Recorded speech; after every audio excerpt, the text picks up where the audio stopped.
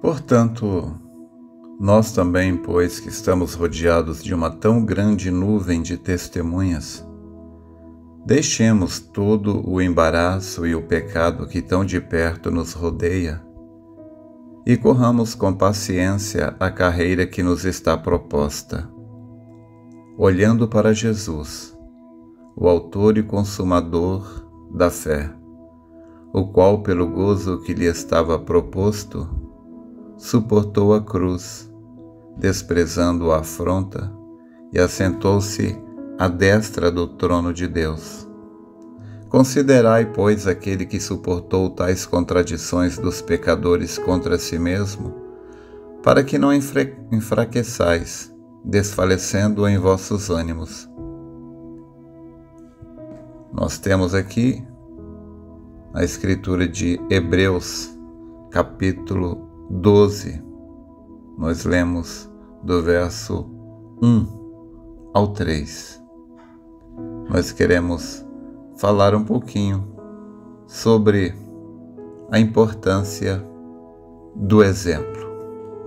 Ainda no Hebreus capítulo 13, verso 7, Paulo também diz: lembrai-vos dos vossos pastores, que vos falaram a palavra de Deus, a fé dos quais imitai, atentando para a sua maneira de viver. É muito importante termos exemplo, pessoas que nos inspiram, pessoas a quem devemos seguir. E nós podemos ver que enquanto Israel tinha a Josué e os anciãos ali como exemplo, como modelos, Israel nunca se desviou de Deus, mas quando Josué e toda aquela geração morreu, então a nova geração transgrediu e se afastou de Deus, porque eles não tinham mais um modelo, um exemplo. E eles então tomaram como modelo, como exemplo, os filisteus, os gigazeus, jebuseus, e como eles tinham vários deuses, então Israel também se tornou politeísta e começou a adorar a vários deuses, razão pela qual Deus os entregou nas mãos dos seus inimigos. Então, o nosso foco nesta manhã é falar sobre a importância do exemplo, a importância de ter alguém à frente, alguém para nos inspirar, alguém que tem uma fé que possamos imitar. Isto serve tanto para a vida natural como na vida espiritual. Na vida natural, nós poderíamos pegar vários grandes homens, mas, por exemplo, Napoleão, sem dúvida, foi um dos maiores líderes que este mundo já conheceu. Certa vez, seu exército estava se preparando para uma das maiores batalhas. As forças adversárias tinham um contingente 3 vezes superior ao seu, além de um equipamento mais moderno. Napoleão avisou a seus generais que ele estava indo para a frente de batalha. E os generais então procuraram convencê-lo a mudar de ideia. Disseram: comandante, o senhor é o império. Se o senhor morrer, o império deixará de existir. A batalha será muito difícil. Deixa que cuidaremos de tudo, por favor. Confie em nós. Mas Napoleão, ele estava decidido. Foi tudo em vão. Ninguém conseguiu mudá-lo de ideia.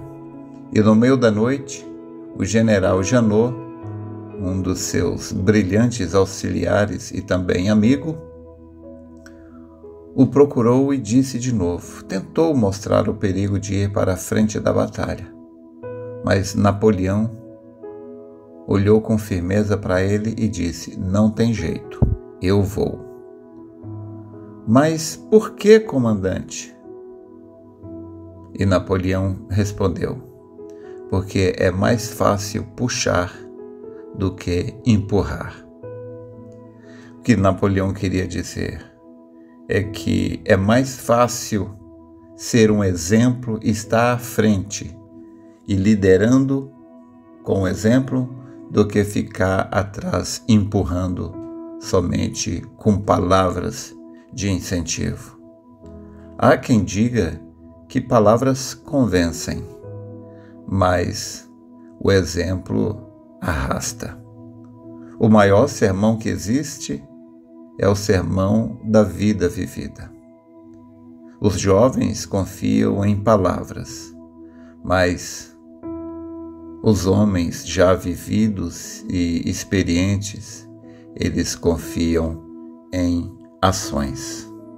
Eu costumo sempre dizer que as crianças até aos 7 anos, elas acreditam naquilo que escutam, mas depois, na adolescência, elas são influenciadas não mais por aquilo que ouvem, mas por aquilo que eles veem seus pais fazerem.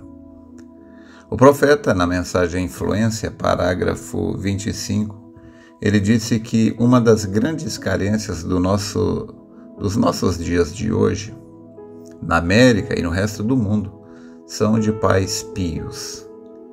Pio quer dizer que tem a natureza divina.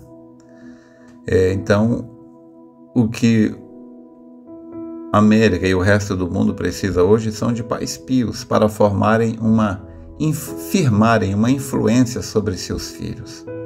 Os pais desse dia têm se afastado dos princípios das Escrituras. Eles desejam mais da moda do mundo, e as igrejas fizeram a mesma coisa. E ao fazer aquilo, nós deixamos isto frouxo e trazemos o mundo para dentro da igreja. E essa é a razão que nós temos este grande dia se eu digo isso respeitosamente aqui perante estes jovens, a razão é que nós temos tantos marginais e assim por diante, assim como eles chamam isto, e pessoas de mau caráter. Muito disto é devido à má vida no lar, pela qual eles foram influenciados nos seus primeiros dias. E eu permaneço um crente naquilo. Crie uma criança no caminho que ela deve andar, e quando ela atingir a idade da responsabilidade, ela não se apartará disto. Então, Uzias havia sido um menino que havia sido criado com os pais numa tal posição, até que isto o influenciou. Olhe num dos nossos grandes americanos de quem eu poderia pensar, Abraham Lincoln. Ele certamente foi merecedor de todo o crédito que lhe é dado. E mais, e ele teve um mau começo, nasceu em um lar pobre e não tinha condições de poder ter uma educação escolar. Escrevia nas areias.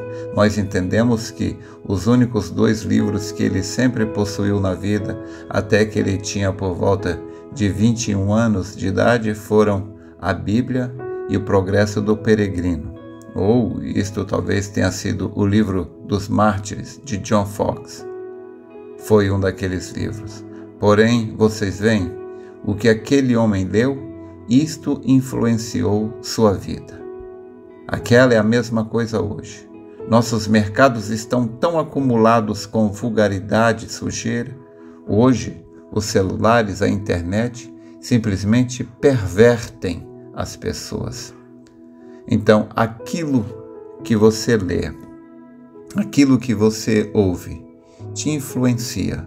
O tipo de pessoa que você para ouvir molda o seu caráter e alimenta o seu espírito. Por isso, o grande ditado: diga-me com quem tu andas, eu direi quem tu és.